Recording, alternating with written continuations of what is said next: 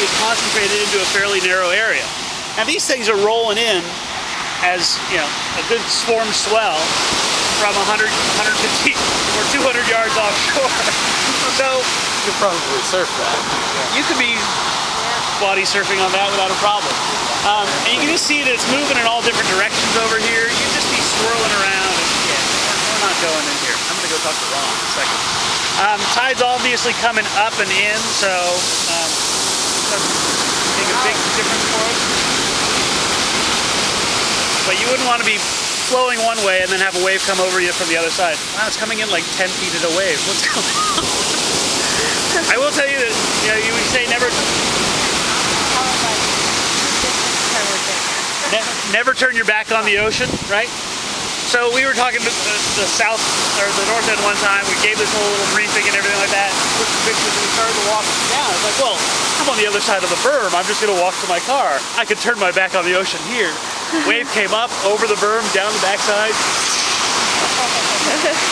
all the way up to my knees. All right. So getting in, timing.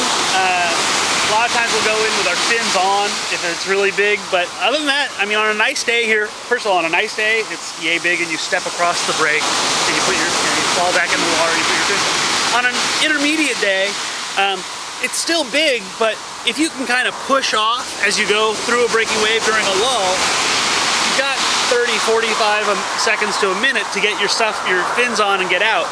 We do plenty of entries here with those with our fins in our hands. Getting out of the water, times like this, same thing. I've done plenty of dives at both ends, swimming into 4, 5, 6 feet of water, pull my fins off, stand up, walk out, no problem. I've also done dives, especially at the north end, where I swam as close to the rocks that are on the beach as I could without being at risk of being thrown onto them. And then crawled out, hands and knees, fins on, just until you're up where the waves are no longer breaking. Right? Crap! Crap! That's my language. The guy that was leaving said it was nice. It was supposed to be beautiful yesterday. He said it was. This is beautiful. Just in a different way. Beautiful diving yesterday. It's about your perspective. If only we had a boat. I thought, no, I don't want to be out there in a boat either. Alright, so those of you that haven't had to make it your way through Monterey this morning, there is a half marathon, which is actually keeping us from access to any of our dive sites in Monterey.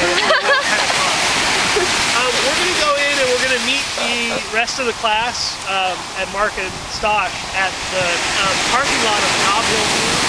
Let's go look at the map and we'll show you guys how to get there. Before we go any further,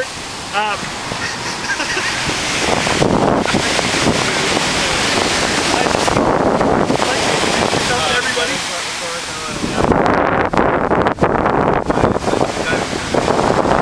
Mark moved over at UCSF, and then he came down and he helped out with a scientific class we were doing in Catalina this summer, and he's scary brilliant in my opinion, and so if you want to talk about what did you study?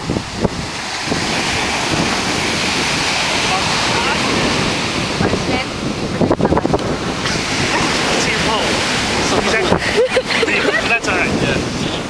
Anyways, Mark came down to help you guys out today because I can't dive, and I'm not sure any of you can either. We'll talk about some options that we have when we have the whole group together. So let's go look at the map and we'll get into Monterey, and then we'll